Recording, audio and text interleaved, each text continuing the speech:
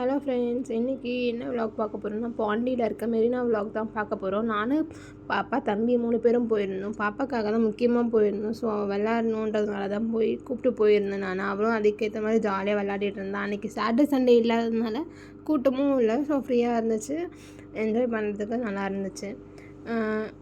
நிறையா இருக்கும் அங்கே. ஆனால் சண்டேன்றப்போ தான் செம்ம கூட்டமாக இருக்கும்.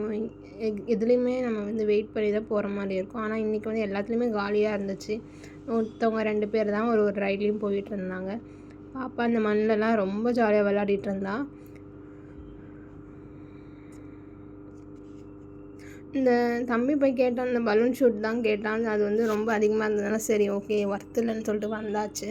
பாப்பாவுக்கு தான் முக்கியமாக அந்த இதுலேயும் விட்டோம், டிக்கெட் எடுத்து விட்டோம். ஜாலியாக விளையாடிட்டு இருந்தா, குதிச்சு விளையாடிட்டு இருந்தா. போனதுமே ஃபஸ்ட்டு இந்த ரைடு தான் விட்டோம் பாப்பாவை. ஃபஸ்ட்டு ஜாலியாக உட்காந்துட்டா, அவனுக்கு தெரியல. அப்புறம் சுற்ற அவளுக்கு மயக்கம் வந்துச்சா என்னன்னு தெரியல, அழுதுகிட்டே இருந்தான். அப்புறம் தூக்கியாச்சு. நெக்ஸ்ட்டு இந்த ரைடெலாம் எல்லோரும் கத்திகிட்டே இருந்தாங்க, காப்பாற்றுங்க. செம்ம ஜாலியாக இருந்துச்சு. நம்மளும் எப்படா இதெல்லாம் விளையாடுவோன்னு இருந்துச்சு.